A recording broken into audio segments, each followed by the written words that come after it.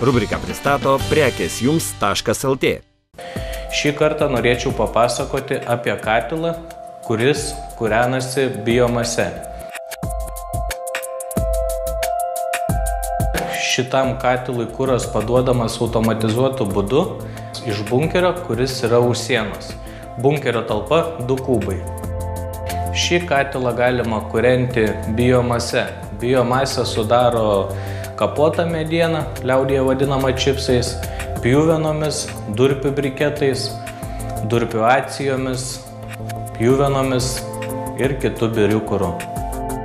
Šis katilas yra ekonomiškas ir patogus naudoti. Ekonomija susidaro, kad kuras yra pigus, o patogumas tuom, kad nereikia kaskart uždeginėti katilo. Šis katilas yra Moderator gaminys. Moderator gamykla yra įkurta Lenkijoje. Plienas yra slovakiškas, 6 mm, aukštas naudingumo koeficientas. Katilo darbą reguliuoja valdiklis, kuris yra sumontuotas šalia katilo. Šis valdiklis valdo patalpos temperatūrą pagal lauko daviklį, valdo boilerio temperatūrą karštam vandeniui ruošti ir reguliuoja sraigto darbą. Valdiklis yra lietuvių kalboje lengvas ir paprastas valdymas. Valdiklis reaguoja į lauko temperatūrą, tokiu būdu jis valdo 4G vožtuvą ir matuoja, kokią temperatūrą paduoti į šildomas patalpas. Šis valdiklis valdo sraigto darbą, kuriuo pasiduoda kuras, ventiliatoriaus darbą, kur pasiduoda degimui reikalingas oras, ir valdo pelenų šalinimo mechanizmą. Šis katilas turi pelenų šalinimą, turi prailgintą sraigtą, tokiu būdu gali būti užpilimo kuro talpa ir kitoje zonoje, nebūtinai pačioj katilinėje, gali būti ir už sienos, iš vienos ar iš kitos pusės. Gali būti ir įvairių kitų modifikacijų pagal užsakovo pageidavimą. Šiame katile yra sumontuotas špižinis degiklis sausam kurui.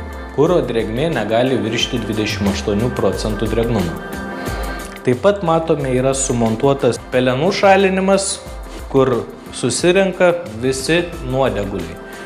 Mūsų siūlomi katilai gali būti įvairaus galingumo, nuo 20 kW iki 240 kW, priklausomai kokią plotą jūs norite apšildyti. Šis katilas yra 30 kW, naudingumo koeficientas yra skaičiuojamas pagal turimą kurą, bet ne mažesnis 80%. Šiam katilui yra suteikiama 3 metų garantija, atliekame garantinį, pogarantinį servizą. Šio katilo priežiūra nereikalauja daug laiko, reikia tik laiku pasižiūrėti, ar dar yra kuro bunkeryje. Taip pat visi pelenai yra sustumiami į dėžutę, kurią nuėmus juos galima išpilti. Priklausomai nuo jūsų naudojamo kuro rūšies reikės valyti ir šilumokaičio ertmes, kurios yra sumontuotos iš viršaus katilo. Yra patogus priėjimas ir nesukels valant papildomų rūpesčių. Kiekvienas užsakovas gali pasirinkti palei savo poreikius ir kuro užpilimo talpą. Ji gali būti nuo 0,6 kubo iki 10 kubų talpos.